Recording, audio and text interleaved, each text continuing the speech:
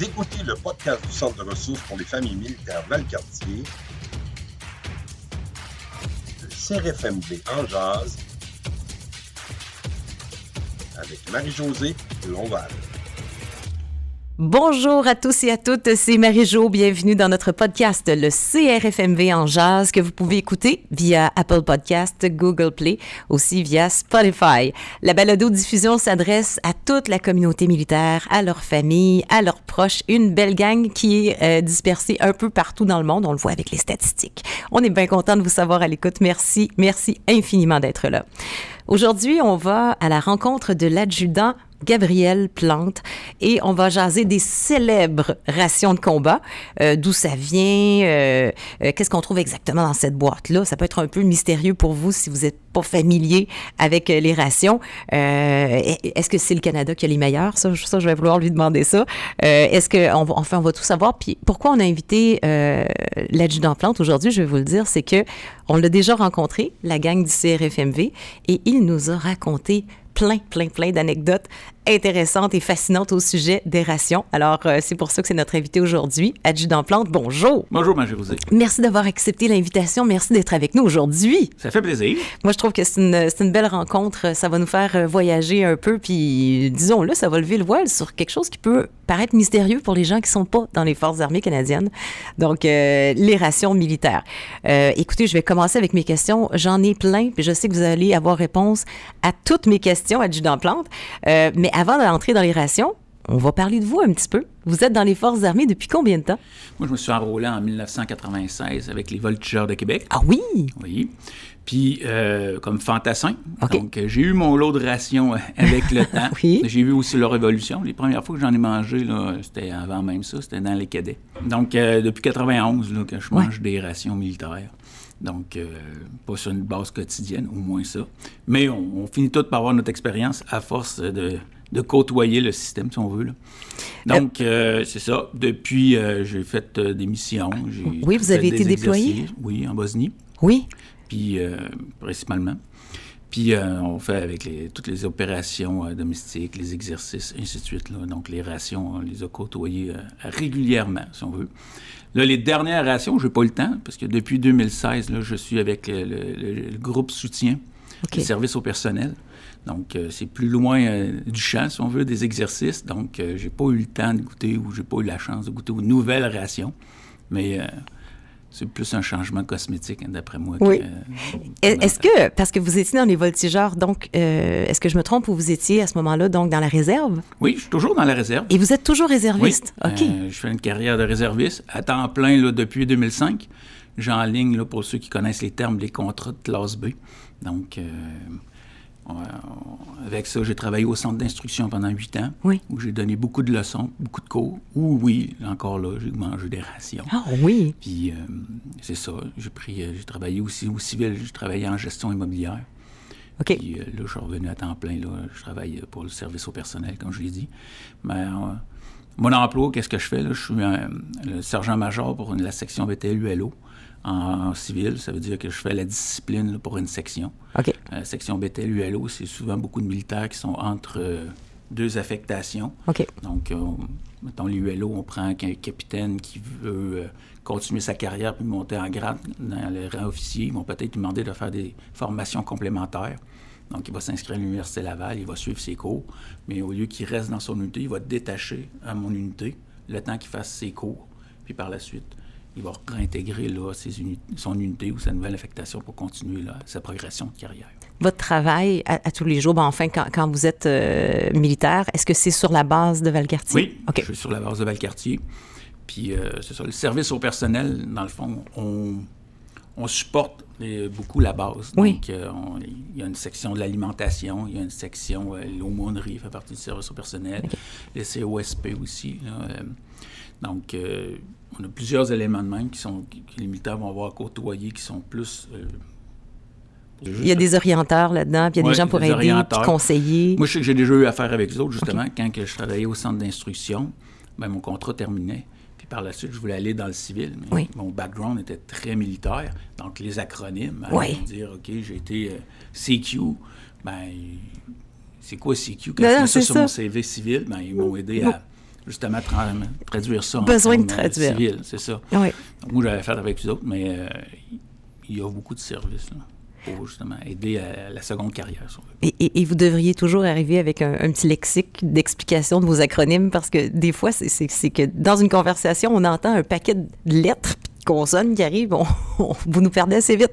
Mais c'est bon de pouvoir nous remettre à l'ordre, là, puis savoir ce que ça veut dire exactement. Oui, mais des fois, les acronymes, on ne les sait pas nous-mêmes. Là. Non, c'est ça. Il arrive des fois qu'ils nous mettent les acronymes en français, en anglais, puis on lit le texte, puis on pense que c'est deux affaires différentes. Ah oui, en OK. réalité, pour se rendre compte que c'est la même affaire. Donc, en présentation, je m'étais préparé à, les termes ration militaire, j'ai essayé de me trouver des termes civils et francophones. Donc, mais je n'avais pas pensé à... Mais c'est drôle que vous disiez ça, parce que moi aussi, j'ai pensé à ça.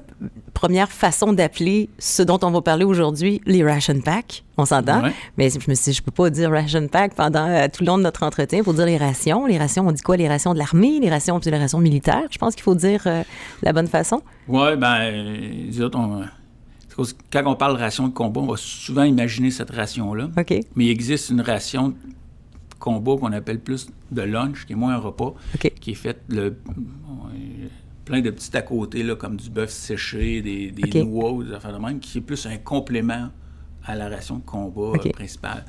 Puis même là, je cherchais le terme précis, là, je pense que c'est ration individuelle, OK. militaire. En tout cas, je ne me rappelle plus l'acronyme. Donc, j'ai dit, bon, j'en parlerai pas, mais je me suis fait rattraper. C'est dur pour les gens qui nous écoutent. Là, on est à l'audio, mais je vais faire de mon mieux pour... on va faire de notre mieux pour faire le moins de références visuelles, là, sans vous décrire. On va pas dire je tiens ceci et cela, mais ce que j'ai dans les mains, imaginez-vous un sac de papier brun, c'est écrit tout simplement, moi j'ai le repas numéro 19, la poutine. Numéro 15, je devrais dire. Numéro 15, la poutine. Puis il y a effectivement de la poutine là-dedans. C'est dans ce sac-là, il y a toutes sortes d'affaires. On va en faire la description tantôt, mais je vous jure, entre autres, il y a de la poutine, puis il paraît que c'est pas méchant en plus. Donc, adjudant Plante, pour l'historique, là, si on veut, des rations, qui les a inventées? Qui a inventé ce concept-là? Est-ce que vous êtes au courant? C'est-tu l'armée américaine qui a fait ça en premier, les rations pour ses militaires? Bonne question. Je ne pourrais pas dire. On sait pas? Mais je pense que de base, les conserves ont beaucoup aidé. Puis les rations viennent d'un découlement des conserves. Oui. Je sais que beaucoup de missions là, en bateau pour l'exploration du Grand Nord ont été rendues possibles justement grâce à l'invention de la conserve. Oui. Donc, d'après moi, c'est un fil en aiguille. Le monde a besoin. Parce que les rations militaires, ils ont plusieurs caractéristiques qu'on a de besoin. Il faut qu'ils soient faciles à transporter, il faut qu'ils soient faciles à entreposables. C'est ça, c'est pas pesant, là. Cela, c'est pas... le choix que tout est en sachet, en plastique, doit avoir un lien avec le fait que c'est pas mal moins lourd à transporter que des conserves. Oui, puis pas pesant, c'est encore relatif. Oui, c'est sûr, j'en ai pas transporté 50. Sur le dos, puis pendant combien de temps?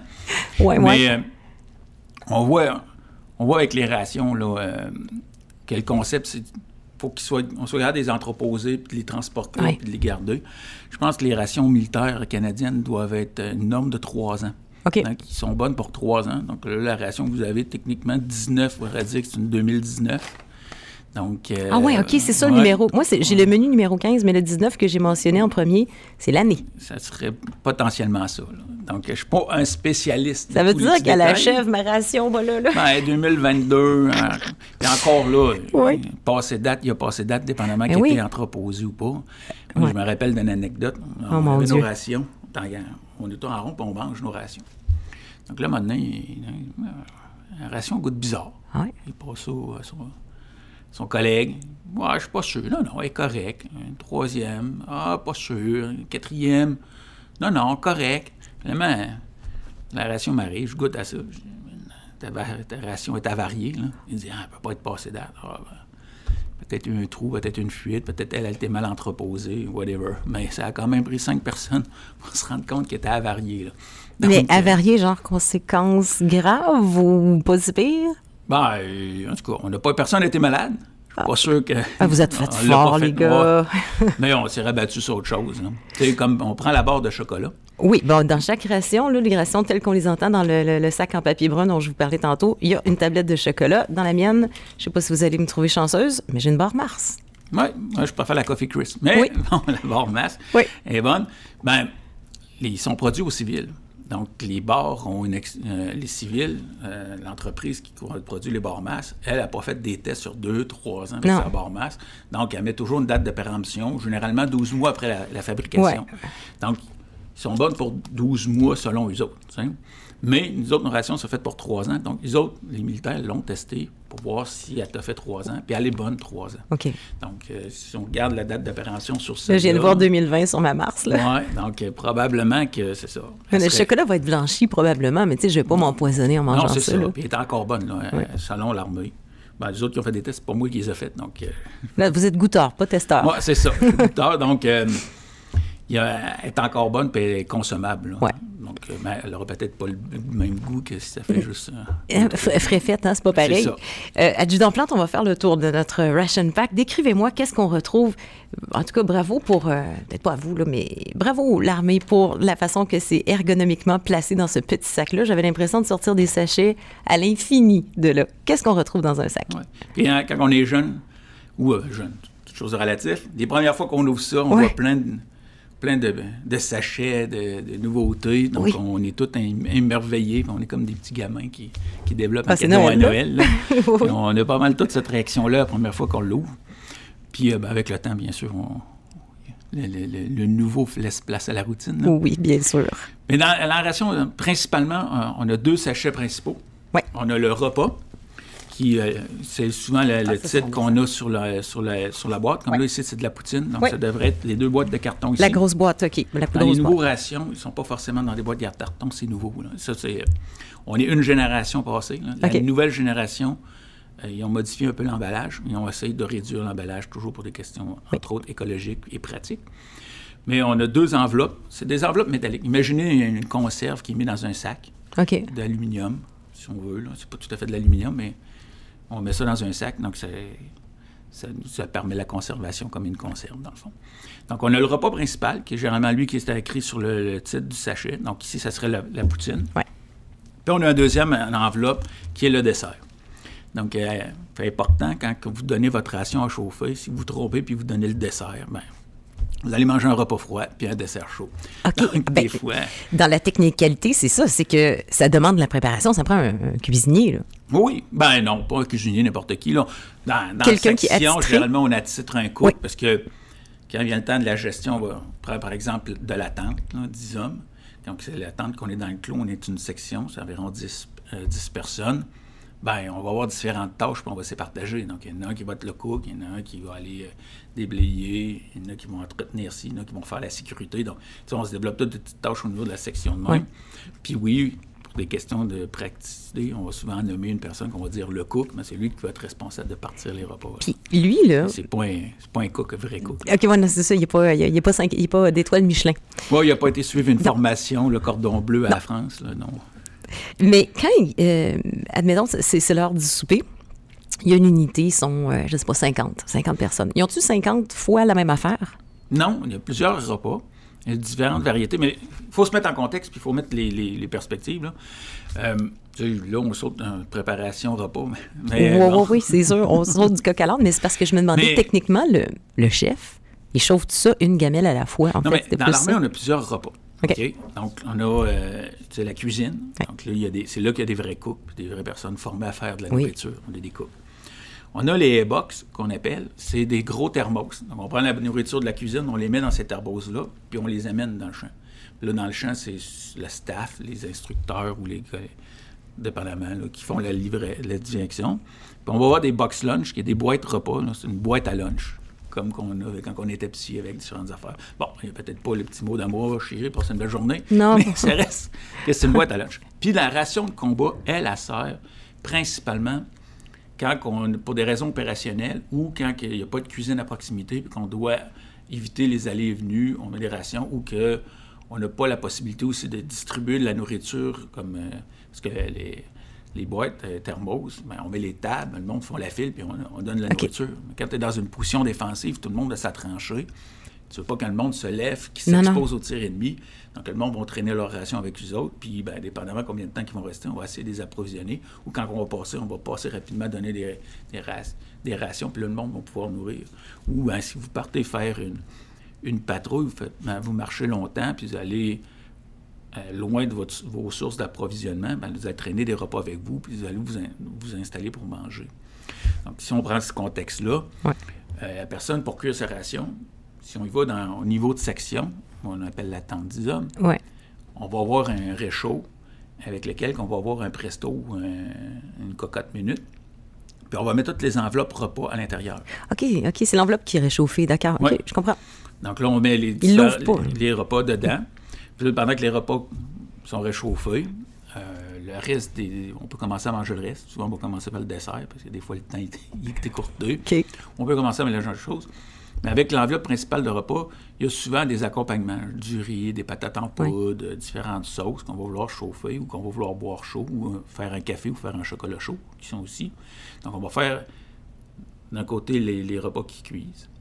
Puis de l'autre côté, on va faire bouillir de l'eau pour justement manger chaud et faire les accompagnements. Okay. Donc, c'est ça. Mais comme je disais, on a 2 enveloppes qui se ressemblent. Ah oui, tu veux pas faire attention pour pas donner la bonne enveloppe. Tes pommes coupées bien chaudes, mais ton ragoût bien frette. Oui. Puis on va reconnaître un bon cook quand il va être capable de te redonner le repas que tu lui as donné.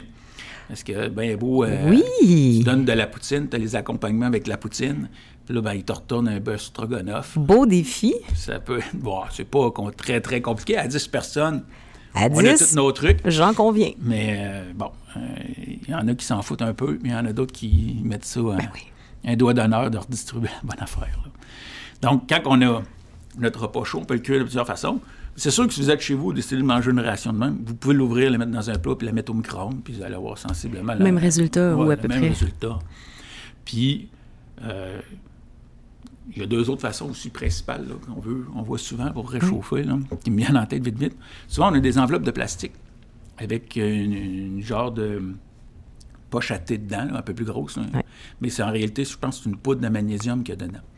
Donc, quand on met de l'eau avec, ça crée une réaction chimique qui fait de la chaleur. Ah oui? OK. Donc, quand on est tout seul dans notre tranchée, au lieu d'avoir chacun son réchaud, on a notre enveloppe, on met notre nourriture à l'intérieur, le sachet qu'on veut réchauffer, on met un peu d'eau, on shake, on attend 8 minutes à peu près, puis ça réchauffe quand même bien notre ration.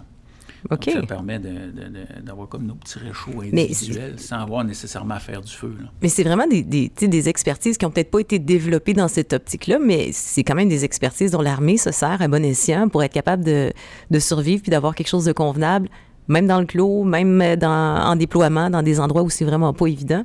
C'est quand même bien. Oui, puis je suis sûr que les technologies n'arrêtent pas d'avancer. Ouais. Quand j'ai fait mon cours de recrue, les sachets n'existaient pas. Là. La première fois que j'ai vu ça, c'était dans un exercice aux États-Unis. Vous n'aviez pas les conserves? Non, mais on avait des rations qui sont très semblables à ça. On va dire qu'il y était une coche en dessous de ça, si on veut. Mais pour les réchauffer, on avait le presto où on avait des pilules de feu. Des pilules de feu? Oui, donc on appelle ça, c'est des pastilles que tu mets le feu dedans puis qui brûlent. Okay. Un peu comme du sterno, mais en capsule. Puis dans notre tasse, on a notre gourde, notre gourde qu'on traîne. En dessous de ça, il y a une tasse en métal. Puis on peut avoir un petit adaptateur pour transformer notre gourde en mini chaudron. Oui, comme en camping. Là, mais, comme en camping, tu mets les pilules en dessous, tu finis par bouillir ton eau un peu, puis tu réussis à manger ta ration. C'est vraiment génial. Donc, je donnais un cours, là, un cours de recrue, là, ça doit être autour de 2008-2010, dans ce coin-là. Puis là, j'ai toujours eu ça, des pilules de feu. Mais les jeunes, les stagiaires avaient tous connu, eux autres, les sachets à poudre de magnésium individuels. Donc là, on n'en a plus. Donc, on plan B, on prend les pilules de feu, puis on distribue ça Eh mon Dieu. Puis on dit, c'est beau, donc allez-y avec ça, puis on arrête, on mange, on fait nos affaires, on va voir le monde, et là, ils sont comme, ça veut pas cuire, ça prend donc bien du temps. Quelques minutes, c'est réglé, là. 10 minutes à tout casser, en plus, je vois pas pourquoi vous n'êtes pas capable. Pour me rendre compte qu'ils autres n'avaient pas compris qu'il fallait mettre le feu à la pilule. Ils mettaient la pilule dans l'eau en pensant que ça ferait une réaction chimique, comme avec le magnésium. Oui. Donc, là, la pilule était foutue, de toute façon. Oui, c'est ça. Puis c'est sûr que ça ne cuit pas beaucoup dans ce temps-là. Non. Donc, mais voyons que les technologies ont changé. Mais savez-vous, j'ai eu peur pendant un instant que vous alliez me dire, ben là, ils ont vu des pilules, ils les ont gobées. Parce qu'un ration pack, ça peut être dangereux, là, parce qu'il y en a une petite pilule dans le ration pack qu'il ne faut surtout pas manger. c'est la serviette de table qui est là, mais qui est encapsulée à l'avec. Tu mets ça. Mais les mamans, ils connaissent ça, ce truc-là, là, que celles qui ont des jeunes enfants, là, tu mets un petit peu d'eau là-dessus, puis ça devient une très convenable serviette de table. Puis encore là, c'est dans une petite capsule, la grosseur d'une Paperman. Ça, je trouve ça absolument génial. Ils distribuaient la Paperman. On les a, là, ça, c'est des tic-tac, là. Oui, bien, c'est ça. Quelque chose pour la laine aussi. Excusez, je me penche pour aller... Je vous jure, il y a tellement d'affaires là-dedans, là. Donc, des tic-tac, la tablette de chocolat. La gomme, puis les allumettes. Oui, les allumettes, pourquoi? Ben, je peux l'imaginer, là, mais c'est pour partir avec la capsule. S'assurer que tout le monde a au moins une base pour partir le feu. Ouais. Donc, les réchauds, puis des fois, ben, c'est toujours pratique. Puis un élément aussi, donc, je sais pas, il y a toujours des allumettes. Je sais pas si ça date du temps qu'il y avait des cigarettes dans les rations. Ah, peut-être aussi, oui. Mais j'ai pris l'habitude, moi, j'en traîne pas toujours. Quand tu sais que tu vas avoir des rations, ça te sert. Tu as toujours ton briquet, là, ou ta source de feu, pour être sûr, mais sinon, tu traînes tes affaires. Deux choses qu'on n'a pas mentionnées qu'il y a là-dedans. Il y a toujours un pain.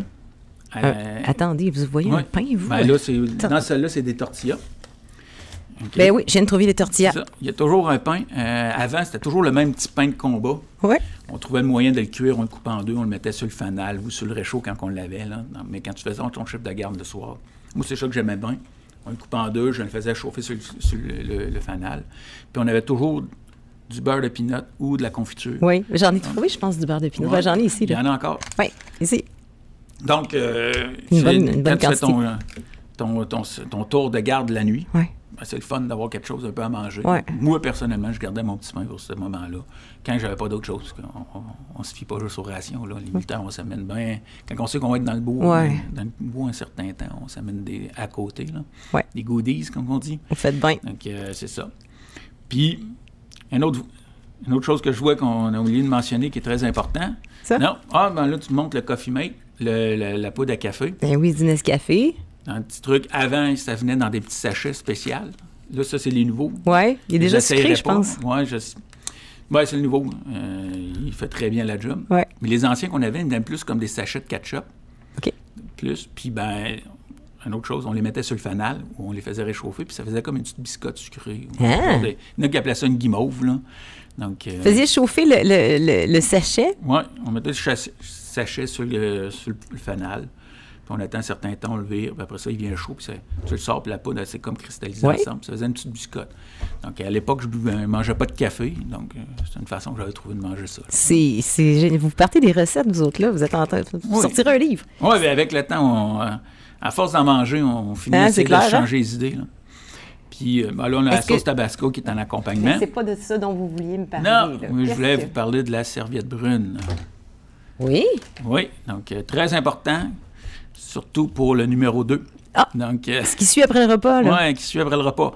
À cette heure d'un secteur, on est rendu avec des Sandy Jones, puis tout le kit. Mais il y a une époque que c'était pas très accessible, donc où on faisait des exercices loin. Donc, on était à la bonne vieille méthode. Ça essuie moins des bouches que d'autres choses, c'est ça? C'est moins pire qu'une branche de sapin, mettons. Donc, absolument. Mais là, OK, là, vous m'alignez sur quelque chose, j'ai pas le choix de vous poser la question. Est-ce qu'à votre connaissance, il y a un ingrédient dans les rations militaires qui va jouer sur la digestion? Comme pour la ralentir ou surtout pas pour l'accélérer, là, mais ça constitue cette affaire-là? Je pourrais pas dire s'il y a un ingrédient ou pas dedans qui fait la constipation ou si les produits de conservation aident à la constipation ou pas, je ne le sais pas. Je sais qu'il est recommandé d'avoir des repas frais à l'intérieur d'un cycle de ration. Donc, on essaie d'inclure, quand c'est possible, des repas frais. Repas frais étant... comme on a parlé des boîtes thermos, là, des repas qui viennent de la cuisine ou des box lunch, quand on peut se le permettre, de rentrer ça à l'intérieur, ça aiderait à la régularité. OK. Donc, c'est qu'est-ce qu'on m'enseigne, puis qu'est-ce que j'enseigne. Maintenant, d'où ça vient, puis pourquoi, je ne sais pas. Des rumeurs? C'est des rumeurs, ça. Non, ben il y a peut-être une référence à quelque part, mais je ne la connais pas, puis je n'ai pas creusé la question. Mais selon vous, un individu normal, mais tu sais, c'est certain que personne ne va mourir de faim s'il y a toujours des rations avec lui, ça. On s'entend là-dessus. Mais un être humain normal pourrait, entre guillemets, toffer combien de temps, tu sais, en termes de jours ou en termes de semaines, à ne s'alimenter que de ça? Longtemps. Il y a des personnes qui ont passé des mois sur des rations. OK. Est-ce que c'était parce que c'était une zone de guerre? Je donne un exemple. Là, souvent, les rotations zéro, ceux qui ouvrent l'émission, les tours, Ils n'ont pas encore de cuisine de montée, rien. Non. Donc, ils arrivent, puis c'est eux autres qui mettent les choses en place. Donc, les autres, les premiers mois, premières semaines, vont souvent être avec des rations, parce que c'est ça qu'ils sont capables d'apporter, puis c'est ça qu'ils sont capables de... On y va par priorité. Construire la cuisine, ça passe avant les positions défensives. Donc, il va étape par étape. Donc, c'est des places pour avoir des rations, mais pour avoir aussi là, des exercices prolongés. Donc, qui vont avoir du monde qui vont manger des rations pendant plus longtemps. Maintenant, quand tu sais que tu tombes dans cette situation-là, tu sais que tu arrives là-dedans, le monde va réussir à trouver des moyens de s'amener des choses qui peuvent être bonnes. Comme exemple, des pâtes. Okay. Donc, il y en a qui vont s'amener des pâtes. Puis la chaudrée de palourde, ben, ils vont la faire comme sauce avec des pâtes au lieu de juste de manger la chaudrée de palourde. Ouais. Donc, on finit par être imaginatif puis de changer pour pouvoir les choses. Donc, moi, je trouve ça génial. Votre façon d'adapter, là, ce que vous avez trouvé dans les rations, je trouve ça vraiment très bien. Je vais juste passer... OK. Il y a aussi des choses à boire. Pas mal tout est en poudre. Il faut ajouter de l'eau. Ouais. Qu'est-ce que j'avais ici? C'est pas la boisson. Le sachet, okay, qui est un genre de verre... Dans la ration, ouais. Il y a... Ben, imaginez-vous un genre de Ziploc, mais pas mal plus rigide. Puis il y a des pointillés à peu près à la moitié. C'est, dans le fond, tu mets ta poudre de ce que tu vas boire. Là, admettons que c'est une boisson au chocolat. Tu mets ta poudre là-dedans. Puis le pointillé, c'est tu mets de l'eau jusque-là, tu fermes hermétiquement, puis tu brasses. C'est ça. Donc, c'est un verre. Dans le fond, c'est un verre. C'est un verre de clos. Une des raisons pourquoi on a ça, c'est qu'il n'est pas recommandé de mettre autre chose que de l'eau dans nos gourdes. OK. Donc, mettre du sucre dans nos gourdes contamine la gourde. Puis, sur le long terme, ton eau, elle va goûter pas bonne. OK. Puis, il y a aussi le fait que du sucre dans l'eau pourrait fermenter et puis créer des bactéries, et ainsi de suite. Je savais pas ce bout-là. Je savais pas que c'était pour ça qu'il y avait les sachets. C'est pas que pour ça. Ouais. Ils prennent pour acquis que tu n'as rien. Donc, c'est rare que tu es en train de faire ta patrouille, puis tu traînes une tasse, puis là, tu as ta gourde d'eau. Ouais. Mais là, tu veux pas que ton eau, ça soit juste du jus d'orange, non, que tu vas brosser les dents après, avec, et ainsi de suite. C'est le bout de donc, pour partager aussi. Donc, tu sais, il y a le côté pratique d'avoir un récipient pour faire tes mélanges, pour pas juste avoir ta gourde d'eau. Puis il y a le fait aussi de ne pas contaminer ta gourde d'eau. Comment on peut décrire, selon vous, les rations? Parce que là, vous en avez goûté beaucoup. Est-ce que, selon vous, c'est un repas qui est copieux? Bon, reformulons, là. Si après ça, t'as plus faim, un bout. Oui. Même, je dirais, pour quelqu'un qui est sédentaire, il y a peut-être trop de calories là-dedans. Ah oui, OK. OK. Mais, puis, c'est ajusté pour... c'est ajusté pour la moyenne, puis c'est ajusté que c'est bien. T'sais. Mais, je donne un exemple. Quand on va dans le Grand Nord, la doctrine ou le protocole, c'est de doubler les rations. Ah donc, oui? on mange 2 fois plus de rations, techniquement. Honnêtement, quand j'y étais, je n'arrivais pas à manger 2 fois les rations. Okay. Mais je n'étais pas là pendant 6 mois. C'est des exercices d'une semaine ou 2. Donc, puis on s'amène d'autres choses aussi. Là. Mais il reste que, c'est ça, la doctrine dans le Grand Nord, c'est on double les rations parce qu'on sait qu'on va dépenser beaucoup plus d'énergie à cause du climat. Ouais. Puis, c'est sûr que si tu es en exercice, tu travailles beaucoup, tu es très physique, tu vas avoir tendance à plus manger. Mais vous êtes allé dans le Grand Nord? Oui. Où est-ce que vous êtes allé? Moi, j'ai fait... on a fait Povuknituk, Iqaluit, puis Resolute Bay. Qu'est-ce que vous faisiez là-bas? C'est ce que j'ai fait là-bas. Ça, c'est dans le cadre du GCIA. Là, on n'a pas la description de l'acronyme. Mais c'est dans le but de maintenir une souveraineté du Grand Nord pour le Canada. Oui. Donc, de justifier notre présence, puis de montrer qu'on est là, que ça nous appartient. Donc, on va faire des exercices là-bas pour apprendre à se déployer et à vivre dans le Grand Nord. Okay. Parce que, contrairement... C'est un milieu très hostile, le Grand Nord. Oui. On peut trouver qu'il fait froid ici en janvier, puis ainsi de suite. Là-bas, c'est une autre réalité. Et donc, c'est très froid, c'est venteux, c'est un climat qu'on n'a pas ici. C'est une topographie, une région différente. Donc, aller là puis s'habituer, juste... La première fois qu'on allait là, on passait 48 heures en survie, juste... voyons donc. Avant de pouvoir commencer à sortir de nos tentes, et ainsi de suite. Okay. Juste s'habituer. Puis on découvre des trucs, comme, dans nos livres, on voit tout monter un mur de neige autour de nos tentes pour les protéger du vent puis du froid. On fait jamais ça ici au Québec, sur Arctique, parce que nos tentes sont en masse correcte, avec le petit réchaud dedans. Dans le Grand Nord, tu le fais pas une fois, puis tu dis, OK, c'est beau, on va faire ça maintenant tout le temps. OK. Ça fait partie. Tu passes plus à côté. On va s'arrêter quelques instants. La suite de notre entretien sur les rations militaires dans les prochaines minutes avec l'adjudant Plante. Les podcasts, c'est le fun. La suite dans 30 secondes. Quoi? T'es conjointe de militaire et t'as un emploi à temps plein? T'es ben hot. Mais ça doit être dur de faire les deux des fois. Nos conseillers d'orientation peuvent t'aider à réfléchir à ta situation professionnelle, faire comprendre aux autres ta réalité, même faciliter ta vie au travail. Appelle-nous, c'est gratuit. 418-844-6060. N'hésitez pas à nous donner 5 étoiles. Le CRFMV en jase, ça jase de nous. C'est le CRFMV en jase, la suite de notre discussion. On va retourner au Ration Pack. Ouais. J'ai ouvert mon sac tantôt et j'ai dit, c'est le menu numéro 15. Est-ce que vous savez combien il y en a des menus? J'en dirais au moins 15. Mais non, je ne sais pas combien il y en a. Ça, c'est la réponse safe. Mais c'est à cause qu'il y a les déjeuners, dîners, soupers. Ah oui? Puis, j'ai pas le chiffre, là, combien il y en a. Mais il y en a quand même une bonne variété. Mais c'est sûr qu'après un mois, fait le tour. manger ça, on a fait le tour assez vite. Puis dans les dîners, moi, on parle de la poutine depuis tantôt, là, mais est-ce que vous pouvez me nommer une couple de repas, là, une couple de recettes que vous connaissez? Le bœuf stroganoff, chaudrée de palourde. J'ai entendu parler de la chaudrée de palourde. Il y a des rouleaux choux. Je ne sais plus si l'omelette est encore là. Il y avait du macaroni aussi, macaroni à viande, spaghetti ou genre plus Kraft Dinner, macaroni au fromage. Donc, puis là, sur tellement d'années, il y en a des menus qui sont arrivés, il y en a qui sont partis. Comme la poutine, je n'ai jamais goûté. OK. Donc, elle est arrivée, puis j'en ai mangé dans le temps qu'elle existait, mais ça n'a pas donné qu'elle... Je vous l'aurais offert, mais je me dis, passé date depuis 2 ans, je pense que peut-être ce ne serait pas un beau cadeau que je vous ferais. Mettons que c'est bon 3 ans, ça fait 2022, on est à quelques mois près. Oui, pensez-vous? Après moi, il est encore mangeable. Oui, c'est ça. Faudrait qu'on file bien. Puis, je voulais parler de la tablette de chocolat. Tantôt, vous avez dit, moi, j'ai montré fièrement ma barre Mars. Vous avez dit, moi, ma préférée, c'est la Coffee Crisp. C'est-tu toutes les tablettes de chocolat qu'on retrouve, mettons, dans un dépanneur régulier qu'on va retrouver dans les Ration Pack ou... Non, c'est pas toutes. D'après moi, ils font affaire avec une compagnie. Okay. On va avoir un rabais sur le lot. Là. Donc, ça doit être... Je pense que c'est Nestlé, eux autres. Oui, ça, je cherche. C'est Hershey ou... une gang. Donc, d'après moi, ils font affaire avec une gang, en tout cas. Moi, je serais le fournisseur, je ferais avec une gang. Mais, tu sais, de mémoire, c'est Mars, Coffee Crisp, Oreo, puis genre Wonder Bar, là, qu'on doit trouver, là. Là, j'y vais de mémoire, là. Oui. Puis, c'est dans la ration du dîner qu'on la trouve. OK. Pas au souper? Non, pas au souper, puis pas au déjeuner. Non, surtout pas. Mais c'est pas rare qu'on mange des dîners au souper, puis des soupers au dîner. Ouais.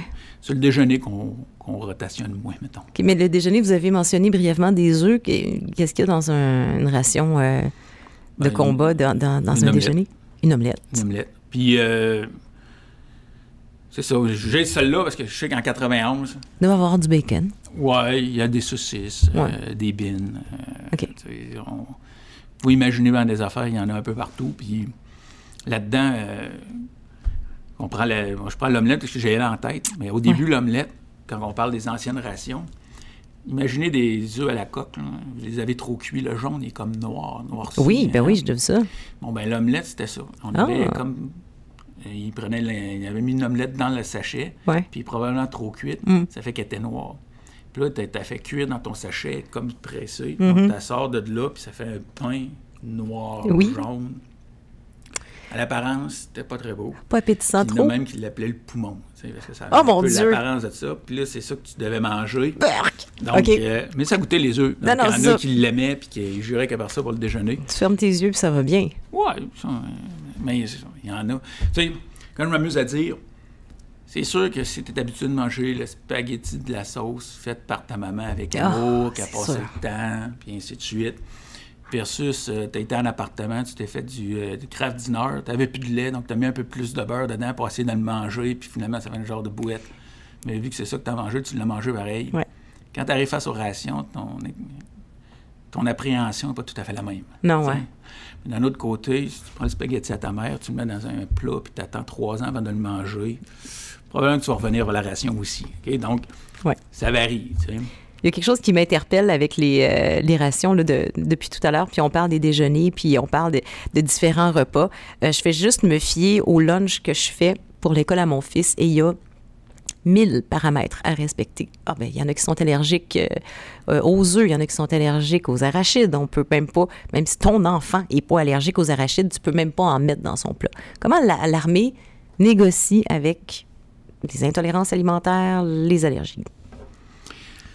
Intolérance alimentaire, je pense à chaque personne de troquer qu'est-ce qu'il peut troquer dans sa ration des fois. Ou bien si on est dans un groupe, parce que généralement les boîtes, les repas viennent par boîte de 10-12. OK. Je ne me rappelle plus exactement. Je pense que c'est 10.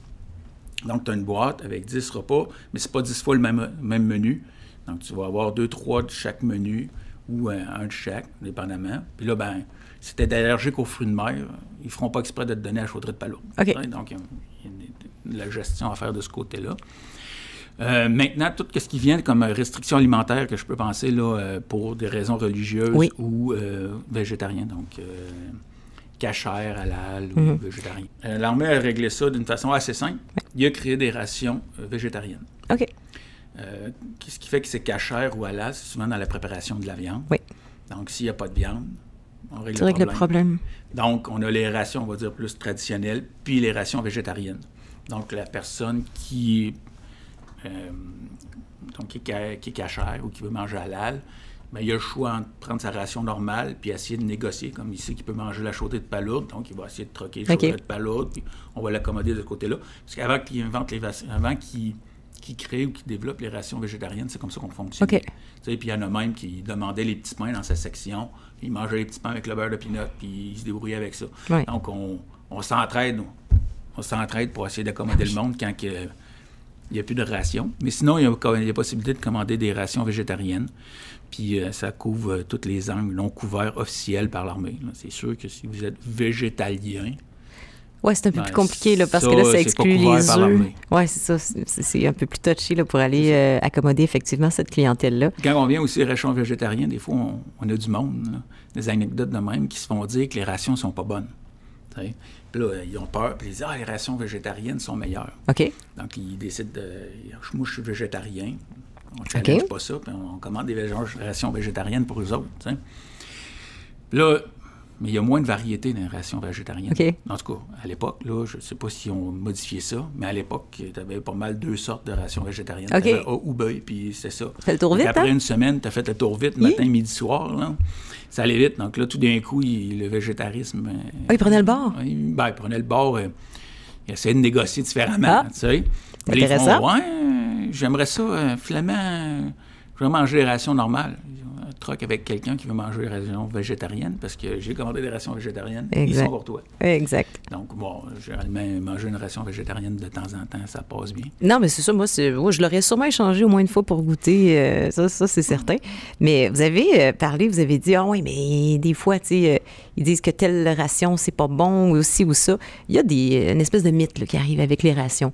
Est-ce que vous autres, des fois, vous êtes en déploiement, puis il y a d'autres pays qui sont sur le même site, là, tu sais, des fois, il y a les Japonais qui sont là, puis qui vous côtoient, puis dans le fond, vous êtes sur le même site. Avez-vous eu connaissance de rations militaires de d'autres pays?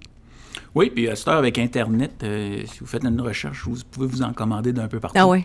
Oui, puis... Faire une petite dégustation? Oui, puis, tu sais, une ration... vous donnez une image, une ration de combat, en gros, c'est une ration de survie. OK. Donc, mettons que les personnes qui sont survivalistes, là, post-apocalyptiques, qui vont penser qu'il va y avoir une invasion de zombies ou que le gouvernement se révèle là, ils empilent du stock puis empilent des rations. Okay. Ben, c'est à peu près le même type de rations qu'ils vont empiler. Donc, pour sauver l'économie, ils vont prendre plus des trucs en vrac. Mais à un moment donné, les concepts se reviennent. Là. Puis, si vous voulez aller sur Internet, vous pouvez acheter 1 an de survie de rations spécialisées au Costco. Là. OK, ouais.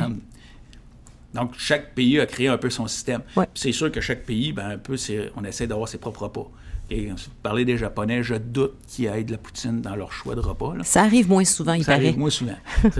Puis quand on fait des exercices, mettons, avec les Américains, ben justement, leurs rations sont assez similaires. Il y a beaucoup de choses qui se ressemblent. À un moment donné, les technologies, on se parle, donc les technologies se ressemblent.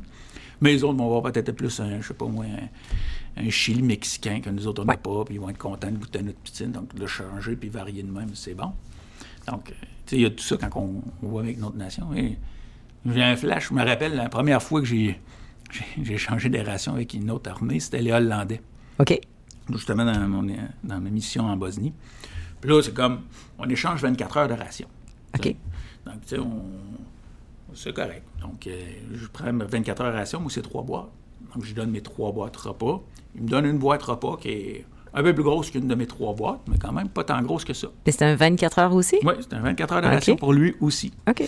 Je dis, OK, c'est l'heure de manger. Je suis tout content, j'ouvre ça. Je reviens gamin à découvrir toutes les petites personnes qu'il y a à l'intérieur. Puis là, on commence. Un genre de boîte d'aluminium avec un pâté chinois avec des petits pois dedans. Correct. Mange ça. Après ça, des biscottes. Eux autres avaient comme un petit foie gras ou un pâté de foie, des affaires de même. Bon, ça a quasiment l'air appétissant, tout ça. Oui, fromage en tube. Tu manges les biscottes qui vont avec. Un petit dessert, des petits paris pâtés, des affaires de même. Donc là, tu finis, tu vas manger ta boîte. Tu fermes ça. Puis là, c'est là que tu réalises, attends, je viens de manger leurs 24 heures de ration à un repas.